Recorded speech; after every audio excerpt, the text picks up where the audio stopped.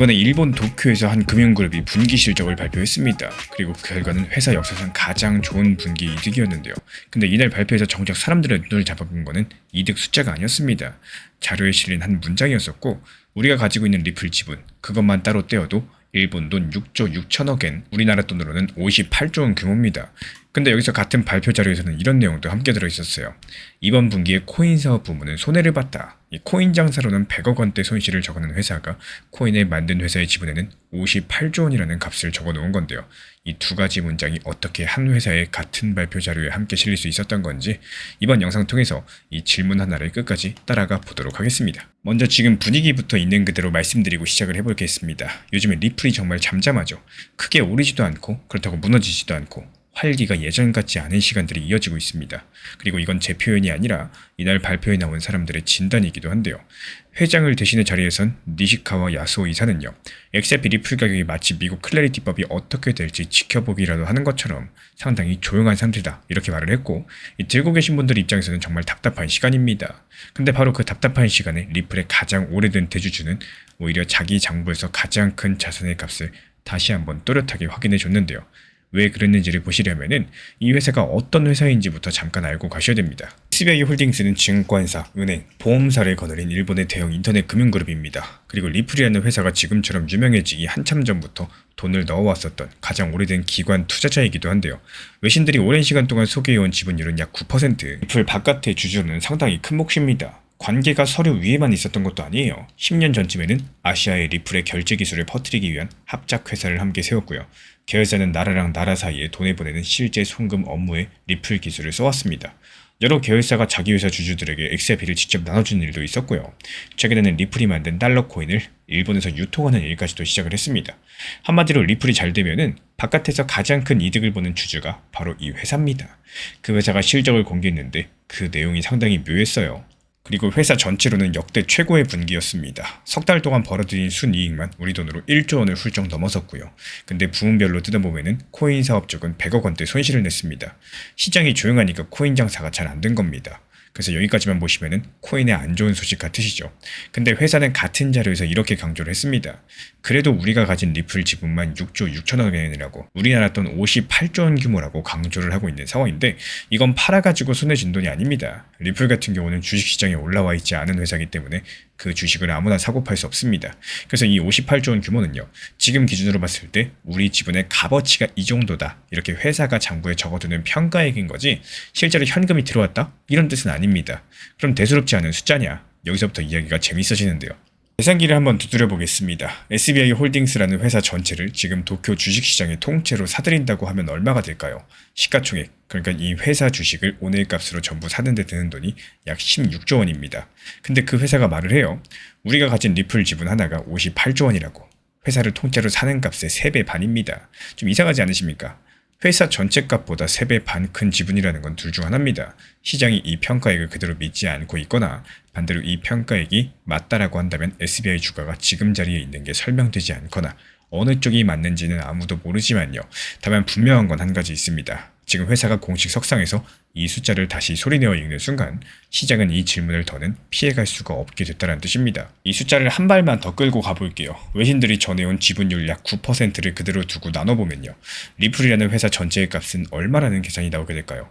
단순한 나눗셈으로 약 650조 원입니다. 미리 말씀드리면은 이건 회사가 발표한 숫자가 아니라 제가 방금 한 나눗셈이고, SBI가 이 평가액을 어떤 방식으로 계산했는지는 공개되진 않았습니다. 그래서 650조라는 결과가 어리둥절하게 느껴지신다면요, 그게 바로 정상입니다. 상장도 안 한 회사 하나가 그 정도 값이라는 얘기니까요. 근데 바로 그 어리둥절함이 오늘의 핵심입니다.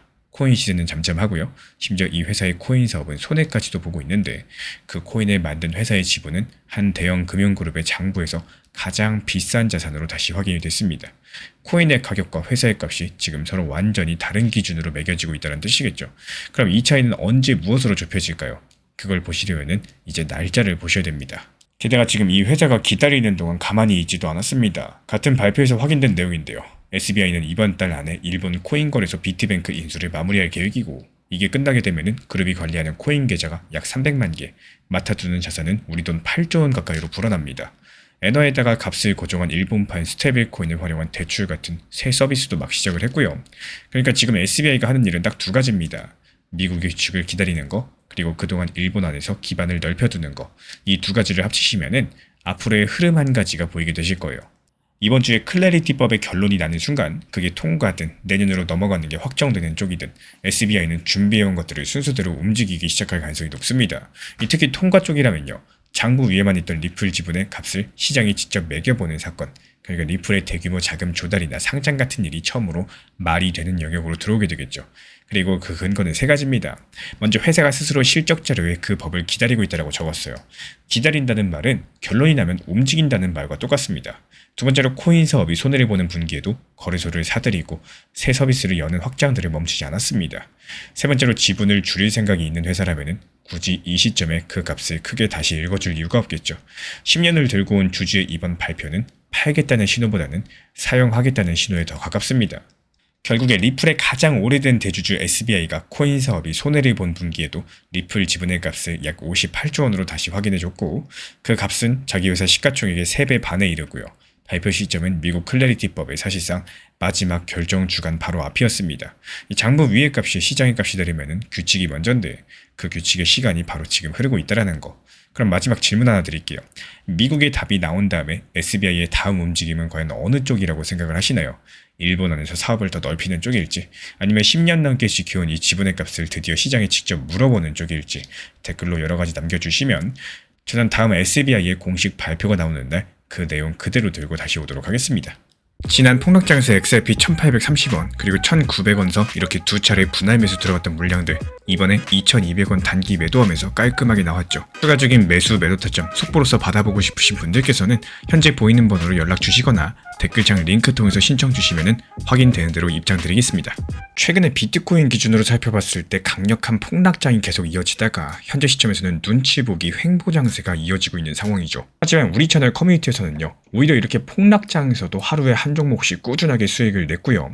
그리고 차라리 수익을 내기 어려웠던 시기들 이 당시에서는 그냥 아예 꾹 참고 현금 들고 있다가 아예 매매 자체를 안 해버렸습니다. 그리고 다시 한번 횡보장 찾아왔을 때 이때부터 공격적으로 매매하면서 다시 한번 하루에 한 종목씩 이렇게 수익을 내드리고 있는데요. 그러면 어떻게 이렇게 폭락장에서 수익을 낼 수가 있느냐? 그 비결은 너무나도 단순합니다. 두 가지 원칙에 대해서만 지켜나가시면 되는데요. 먼저 원칙 1번, 이 빠르게 수익이 날 수 있는 종목을 선정할 줄 아셔야 됩니다. 그리고 그 종목을 매수하고 목표가를 지정할 줄 아셔야 돼요. 그리고 이어지는 원칙 2번, 무조건적으로 확률이 높은 타점에서만 접근을 하셔야 되고요. 그리고 수익 내기 어려운 시장에서는요. 차라리 그냥 매매를 하지 마시고 현금 들고 그냥 꾹 참는 게 좋습니다. 이 간혹 가다가 매매 중독들 때문에 타점이 아닌데 무리하게 매수했다가 물리시는 분들이 있는데 이런 것들 습관이신 분들 정말 많습니다. 정말 조심하셔야 돼요. 이렇게 말씀드린 두 가지 원칙대로 진행을 했을 때 나오는 힘은요.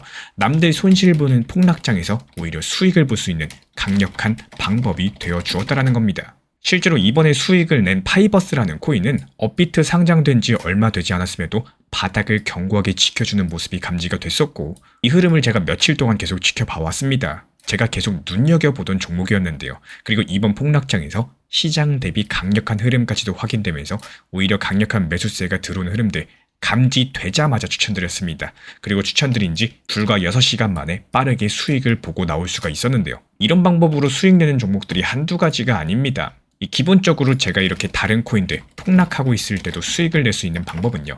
현재 시장에서 힘을 받고 있는 이 매수세가 강력한 테마를 가지고 있는 코인만 기술적으로 접근을 하고 있기 때문인데요. 특히나 여기서 제가 눈여겨보고 있는 게 웹3 코인들 그리고 AI 인공지능 테마들입니다. 지금 이 테마 종목군들 같은 경우는 어쩔 수 없이 지금 코인 시장 폭락장이라 가지고 숨죽이고 그냥 참고 있는 거지. 이게 폭락장에서 조금만 횡보장 이어지고 다시 상승장, 이 반등장이 이어진다면은 여기서 강력하게 30%에서 100% 이상까지도 폭등할 테마들입니다. 그래서 제가 따로 포트폴리오에 넣어가지고 이거 매일매일 실시간 모니터링 지속 감시 중에 있는 상황이고요. 이런 것들 감시하다가 그냥 조금씩 단기 타점 나왔을 때 수익 내기만 해도 이런 것들이 모여가지고 나중에 스노우볼처럼 엄청난 수익으로 발전할 수가 있다라는 거예요. 그리고 이런 종목들 특징이 뭐냐? 이 단기적으로 봤을 때요. 오히려 음봉에서 하락했을 때, 이 하락했을 때가 매수 타점이 됩니다. 아캄도 역시 마찬가지였죠. 오히려 음봉에서 매수 추천을 드리면서 하루 만에 완벽하게 수익 실현까지도 완료할 수가 있었던 이유가 오히려 하락했을 때가 기회입니다. 이 정말 신기하죠. 이 남들은 이렇게 오히려 양봉에 들어갔을 때 양봉이 매수 타점이라고 알고 있는데 우리는 오히려 하락했을 때 들어가가지고 상승하면 팔고 나온다. 이게 바로 테마를 가지고 있고 매수세를 가지고 있는 강력한 종목들의 특징인데요. 하나 더 보여드릴게요. 카이트 코인도 마찬가지였어요. 오히려 매수 타점은 이렇게 하락하고 바닥을 지켜주는 라인에서의 매수 타점이 있었고 상승했을 땐 뭐다? 팔고 나온다. 그리고 실제로 그 이유는 뭐다? 지금 시장 자체가 좋은 시장이 아니라 하락장이기 때문에 오히려 하락했을 때 매수가 들어가가지고 상승하면 매도하고 나왔을 때 다시 하락을 줄 거예요. 그때 다시 눌림봉에서 또 매수 들어가면은 또 수익 볼 수가 있겠죠. 이런 정말 기본적인 원리들을 이용을 하면서 폭락장에서 수익이 가능했었던 겁니다.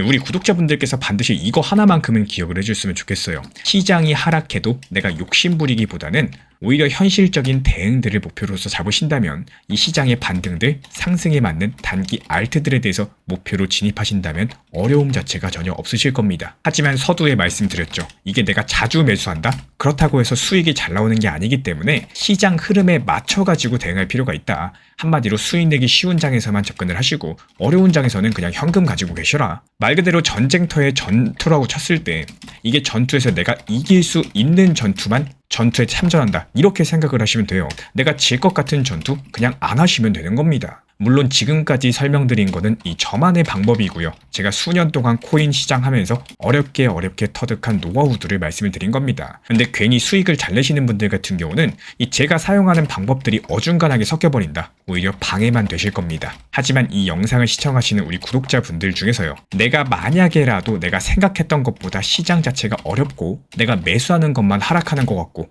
또 내가 매수하지 않은 것들만 급등하는 것 같다. 이런 느낌 드시는 분들 혹은 내가 어떻게 이런 시장, 이 폭락장에 대해서 대응을 해야 될지 모르겠다. 그리고 수익을 내는 게 이거 너무나도 어렵다. 이런 분들께서는 우리 채널 그냥 커뮤니티 입장하셔가지고 제가 안내드리고 있는 내용들에 대해서 참고하셔도 좋으실 겁니다. 단 여기서 중요한 점이 뭐냐? 반드시 하고 싶으신 분들만 입장을 하셔야 된다는 거예요.